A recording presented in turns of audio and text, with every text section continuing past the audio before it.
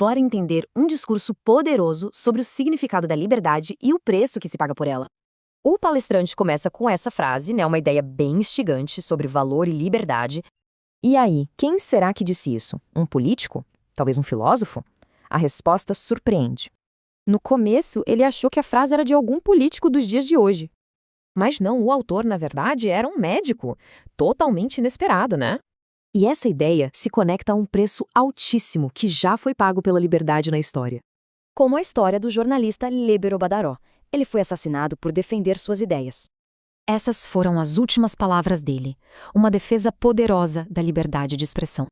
Essa história toda mostra uma coisa: a liberdade não tem dono, ela é de todo mundo.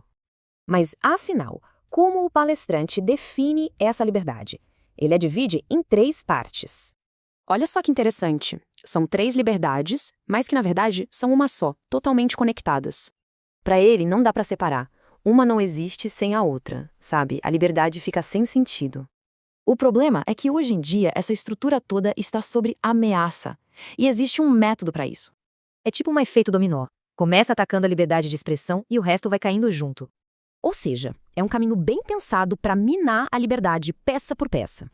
Então, como é que se protege esse sistema que parece tão frágil?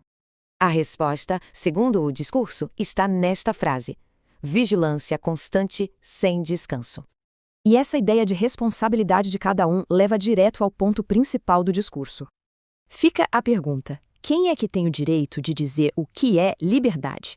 A resposta dele é bem clara: não podem ser os burocratas, nem o Estado.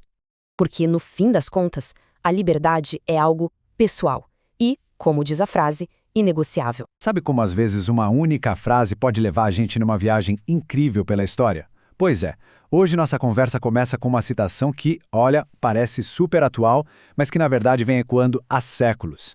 E ela ensina muito sobre a natureza da liberdade. Olha só essa frase: onde a lei termina, a tirania começa. É uma declaração e tanto, né? Ela define ali, na mosca, a fronteira entre uma sociedade baseada em regras e uma outra dominada pelo poder arbitrário. Agora, a pergunta que fica é: quem será que disse isso? O primeiro palpite, assim, de bate-pronto, talvez um político, um ativista de agora, não é mesmo? Faz todo sentido. Mas a origem real dessa frase é, digamos, bem mais surpreendente. Então, vamos mergulhar nessa investigação para descobrir de onde veio essa ideia tão atemporal. E o caminho é mais longo do que a gente imagina. Pois é. A primeira reação de muita gente é achar que essa frase é de agora. É muito fácil, imaginar um político falando isso num discurso hoje em dia. E o mais interessante é que isso só mostra o quanto a ideia continua viva, super relevante. Mas a verdade é que a origem é bem mais antiga. E fundamental, eu diria.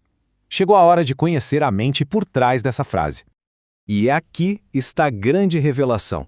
A frase não é do século XXI, mas do século XVII. Sim, foi escrita lá em 1689 pelo filósofo inglês John Locke. Pensa só nisso, mais de 300 anos separam o autor real do nosso primeiro palpite. Isso por si só já mostra a força gigantesca dessa ideia que atravessa o tempo. Ok, mas quem foi esse tal de John Locke? Bom, ele é conhecido como o pai do liberalismo. E as ideias dele foram, para a época, absolutamente revolucionárias. Em obras como Os Dois Tratados sobre o Governo, ele basicamente disse o seguinte: o poder do governo vem do consentimento do povo. E a função principal desse governo é proteger nossos direitos naturais, que são vida, liberdade e propriedade. Simples assim e, ao mesmo tempo, uma bomba para a época. E o mais legal é que essa ideia de Locke não ficou presa lá na Inglaterra, nem só nos livros de filosofia, ela viajou. E agora a gente vai dar um salto no tempo e no espaço, direto para o Brasil do século XIX, para ver como essa semente de liberdade germinou e inspirou sacrifícios muito reais. E aqui entra na nossa história uma figura-chave, Líbero Badaró. Ele era médico e jornalista. E totalmente inspirado por esses ideais iluministas, ele se tornou uma das vozes mais firmes na defesa da liberdade de imprensa aqui no Brasil, em pleno período imperial. Olha que impressionante a conexão. Mais de 140 anos depois de Locke ter escrito suas ideias, o Badaró transformou essa filosofia em pura ação. Ele fundou um jornal para vigiar o poder, defendendo a liberdade de expressão. E por essa coragem toda, ele pagou o preço mais alto que existe.